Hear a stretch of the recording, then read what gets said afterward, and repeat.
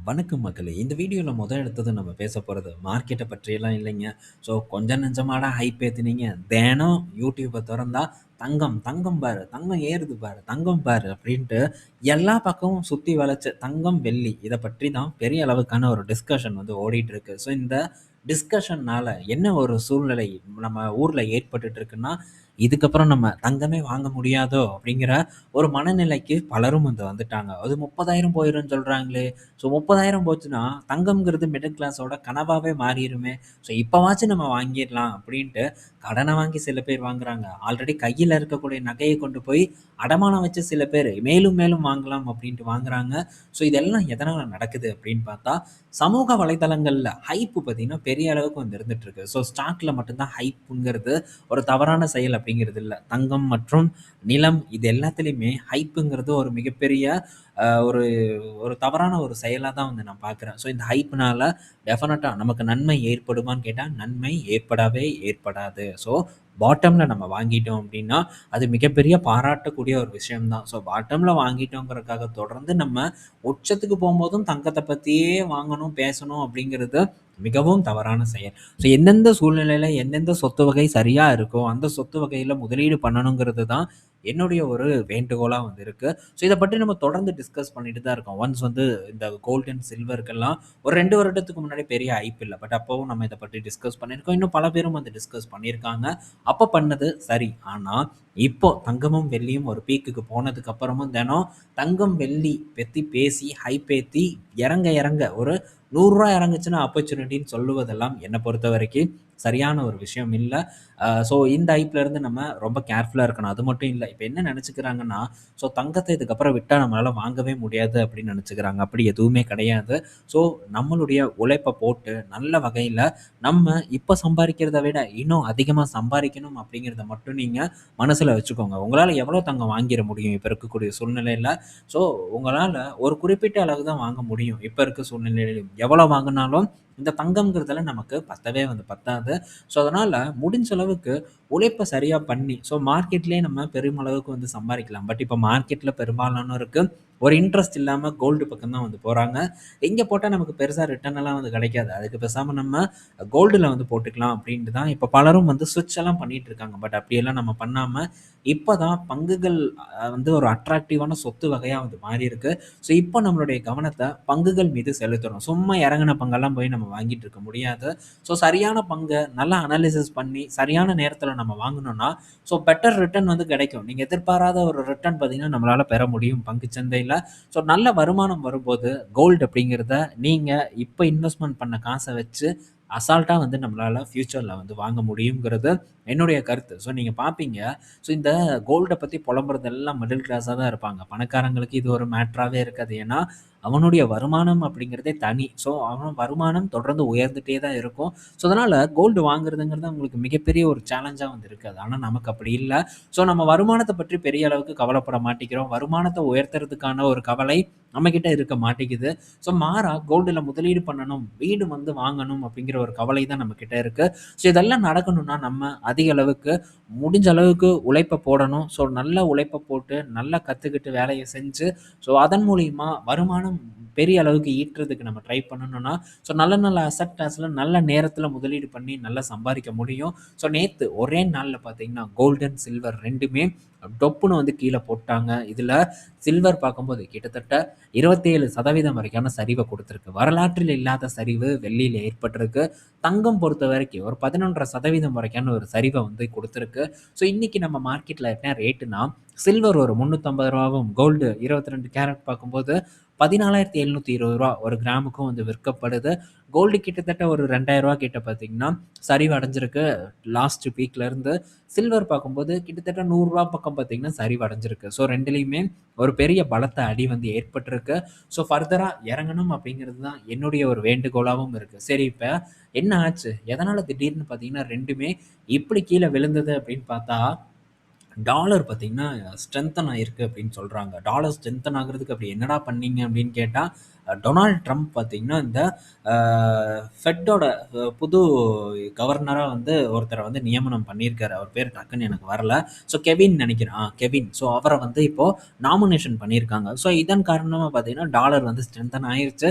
So இதனால gold and வெள்ளி எல்லாம் பார்த்தீங்கன்னா, கீழ விழுந்துருச்சு. ஸோ இவனுங்க பாட்டுக்கு மேல இருக்கும்போது கீழ இறக்கணும்னா, என்ன காரணத்த வேணா சொல்லுவாங்க. இது வந்து ஜென்ரலான ஒரு விஷயம். இதே தான் கீழ இருக்கும்போது மேல ஏத்தணும்னாலும், என்ன காரணங்கள் வேணாலும் வந்து சொல்லுவாங்க. ஸோ இந்த காரணங்கள் அப்படிங்கிறது நமக்கு தேவையில்ல. எக்ஸ்கியூஸ் அப்படிங்கிறதே நமக்கு தேவையில்ல. ஸோ நமக்கு தேவையானது சரியான இடத்துல முதலீடு பண்ணணும். சரியான இடத்துல போய் உட்காரணும் அப்படிங்கிறது தான் நம்மளுடைய முதல் டார்கெட்டா வந்து இருக்கணுங்கிறத மட்டும் மைண்ட்ல வச்சுக்கோங்க. ஸோ இன்னும் என்னென்னலாம் சொல்றாங்கன்னு பார்ப்போம். இதுக்கப்புறம் ஃபர்தரா கீழ இறங்குனாலும் ரொம்பவே மகிழ்ச்சியா தான் இருக்கும். ஏன்னா பலரும் பார்த்தீங்கன்னா, வாங்க முடியாம தவிச்சிட்டு இருப்பாங்க. அவங்களுக்கு ஒரு பொன்னான ஒரு ஆப்பர்ச்சுனிட்டிய இந்த பொன் ஏற்படுத்தி கொடுக்குமா அப்படிங்கிறத நம்ம பொறுத்திருந்து பார்ப்போம். அப்படி ஏற்படுத்தி கொடுத்ததுன்னா, மிகவும் மகிழ்ச்சியா இருப்பேன் அப்படிங்கிறதுல எந்த விதமான மாற்று கருத்தும் இல்ல. ஸோ தொடர்ந்து வந்து நம்ம ட்ராக் பண்ணுவோம். மண்டே கண்டிப்பா இன்னும் கொஞ்சம் கூட அந்த கோல்டு பீஸ், சில்வர் பீஸ் எல்லாம் போர்ட்ஃபோலியோல ரணகலம் ஆகப் போகுது அப்படின்னு தான் நான் நினைக்கிறேன். அது போக இந்த சில்வர்ல நான் எமோஷனலா எடுத்த தவறான முடிவையும் இந்த இடத்துல நீங்க பார்த்துட்டு தான் இருப்பீங்க. ஸோ சில்வர் ஒரு நல்ல ரிட்டர்ன குடுத்தது. கிட்டத்தட்ட நான் வாங்குன இடத்துலருந்து 400% வரைக்கான கெயின் வந்து கிடைச்சது. 4 டைம்ஸ் பார்த்தீங்கன்னா, ஒரு ஏற்றத்த வந்து குடுத்திருந்தது. ஆனா, ஸோ நான் எமோஷனலா சரி இருக்கட்டும், முடிவெடுக்க முடியாத ஒரு சூழ்நிலை கைதியா வந்து மாறிட்டேன் அப்டின்னே வந்து சொல்லலாம். கடைசில பார்த்தீங்கன்னா, நல்ல ஒரு சரிவு வந்து ஏற்பட்டிருக்கு. ஸோ ஃபர்தரா சரிவு ஏற்படுவதற்கான வாய்ப்பும் அதிகமா வந்து இருக்கு. ஸோ கெயின் அப்படிங்கிறது பார்த்தீங்கன்னா, பேப்பர் கெயினாவே வந்து போயிருச்சு. ஸோ மற்றபடி என்ன நடக்குதுங்கிறதெல்லாம் வெயிட் பண்ணி பார்ப்போம். கீழ விழுகிறதுனால கண்டிப்பா எனக்கு இந்த இடத்துல நஷ்டம் வரும்னு நீங்க நினைக்கிறீங்க. டெஃபினட்டா வந்து நஷ்டம் வருவதற்கான வாய்ப்பு ரொம்ப கம்மி. ஆனா, லாபம் காத்துல கரைவதற்கான வாய்ப்பு ரொம்ப அதிகமா வந்து இருக்கு. மேபி ஃபர்தரா இன்னும் நல்ல ஒரு டவுன்ஃபால் எல்லாம் அந்த அளவுக்குலாம் ஏற்படாது. மேபி ஏற்பட்டதுன்னா, ஸோ அப்ப நம்ம திரும்ப ஆப்பர்ச்சுனிட்டி இந்த ஸ்பேஸ்ல இருக்காங்கிறத பற்றி நம்ம டிஸ்கஸ் பண்ணுவோம். ஆனா, எமோஷனலா ஒரு விஷயம் பண்ணக்கூடாது அப்படிங்கிறதும் நீங்க என்ன பார்த்து கத்துருப்பீங்க அப்படின்னு நான் நினைக்கிறேன். ஸோ சில டைம் வந்து என்னதான் பண்ணாலும் தவிர்க்க முடியாத ஒரு விஷயமா இருக்கும். ஆனா, இந்த எமோஷனலால ஒரு பெரிய நஷ்டம் மட்டும் நமக்கு வந்துறக்கூடாது அப்படிங்கிறத நீங்க உறுதி பண்ணிக்கணும். நம்ம கையில கொண்டு வந்த காச பத்திரமா கொண்டு போ வேண்டியது நம்மளுடையோட கடமை அப்படிங்கிறதையும் நீங்க கண்டிப்பா மனசுல வந்து வச்சுக்கணும். பல விஷயங்கள பத்தி டிஸ்கஸ் பண்ணியிருப்போம். இந்த கோல்ட் அண்ட் சில்வர பத்தி. ஸோ சரியான நேரத்துல சொத்து வகையில முதலீடு பண்றத பற்றியும் நம்ம டிஸ்கஸ் பண்ணியிருப்போம். இதெல்லாம் வந்து புரிதலா இருக்கும். புரிதல் ஏற்படுத்தி இருக்கும்னு நான் நினைக்கிறேன். ஸோ எமோஷனலா எந்த ஒரு விஷயத்தையும் பண்ணாதீங்க. வாங்குறதா இருந்தாலும் சரி, விற்பதா இருந்தாலும் சரி, ரொம்ப அறிவை யூஸ் பண்ணி முடிஞ்ச அளவுக்கு நம்ம ட்ரை பண்றது நம்ம கையில தான் வந்து இருக்கு. ஸோ பண்ணுவீங்க அப்படின்னு நான் நம்புறேன். அடுத்தது பார்த்தீங்கன்னா, பங்குகள் பற்றியான அப்டேட்ட நம்ம டிஸ்கஸ் பண்ணுவோம். பவர் கிரிட்டோட ரிசல்ட் நேத்து வந்திருந்தது. ஸோ டிவிடெண்ட் அனௌன்ஸ் பண்ணியிருக்காங்க பவர் கிரிட். ஒரு ரூ. 3.25 கிட்ட டிவிடெண்ட் தரதாவும் வந்து சொல்லியிருக்காங்க. ஸோ பவர் கிரிட்டோட இந்த காலாண்டு பெர்ஃபார்மன்ஸ் ஒரு பெட்டரான ஒரு பெர்ஃபார்மன்ஸா தான் வந்து இருக்கு. ஆனா பங்கும் பார்க்கும்போது தொடர்ந்து சரிவடைஞ்சுட்டு தான் வந்துட்டு இருக்கு. Quarter on quarter, year on இயர்ல கம்பேர் பண்ணும்போது இந்த காலாண்டு பெர்ஃபார்மன்ஸ் ஒரு பெட்டரான காலாண்டா இருந்தாலும் கூட, பங்குல பெரிய அளவுக்கான ஒரு பெர்ஃபார்மன்ஸ் இல்ல. பட் இந்த பங்கெல்லாம் என்ன பொறுத்தவரைக்கும் இன்னும் கொஞ்சம் கீழ வந்தா தான் அட்ராக்டிவான ஒரு இடத்துல இருக்கும். ஒரு சேஃபான ஒரு இடமாவும் நமக்கு அது வந்து அமையும். இல்ல அப்டின்னா கண்டிப்பா நம்ம மாற்றதுக்கான வாய்ப்பு இருக்கு. ஸோ பொறுத்திருந்து நம்ம ரீசென்ட்டா ஒரு ஒரு எக்ஸாம்பிள் வந்து நம்ம டிஸ்கஸ் பண்ணலாம்.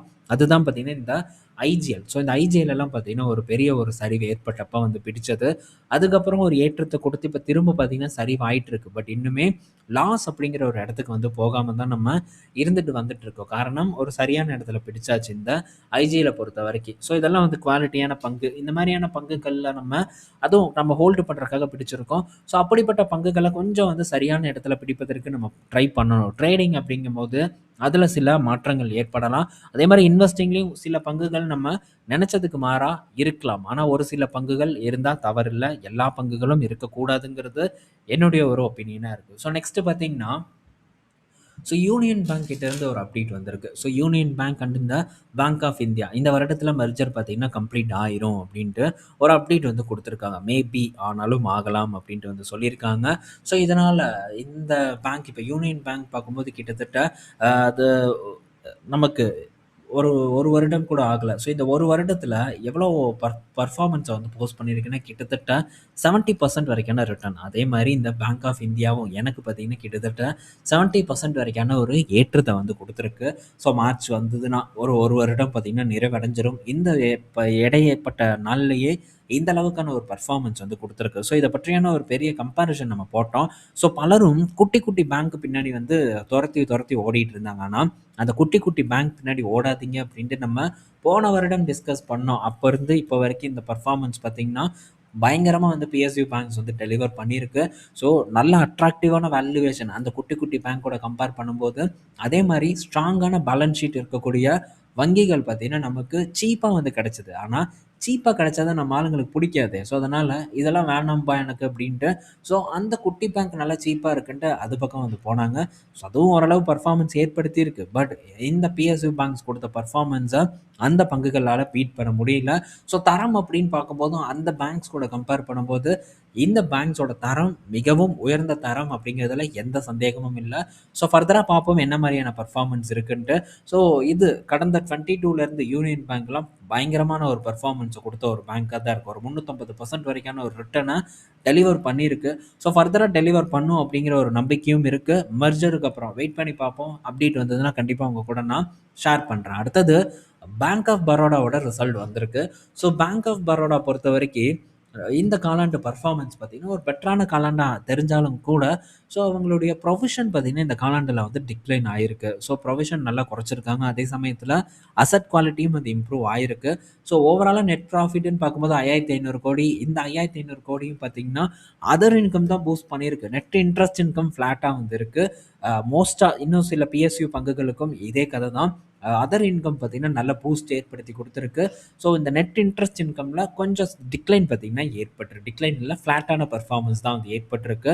பட் அது இன்னும் சரியாவதற்கு இன்னும் சில காலம் எடுத்துக்கும் அப்படின்னு தான் நம்ம வந்து முன்னாடியே டிஸ்கஸ் பண்ணியிருக்கோம். ஸோ பொறுத்திருந்து பார்ப்போம். ஸோ இந்த பேங்க்கும் பார்த்தீங்கன்னா, நம்ம டிஸ்கஸ் பண்ணது தான். பட் இத வந்து நான் ஃபோக்கஸ் பண்ணல. பட் இந்த பேங்க் ஆஃப் பரோடாவும் பார்த்தீங்கன்னா, சூப்பர் டூப்பர் பெர்ஃபார்மன்ஸ வந்து குடுத்துருக்கு.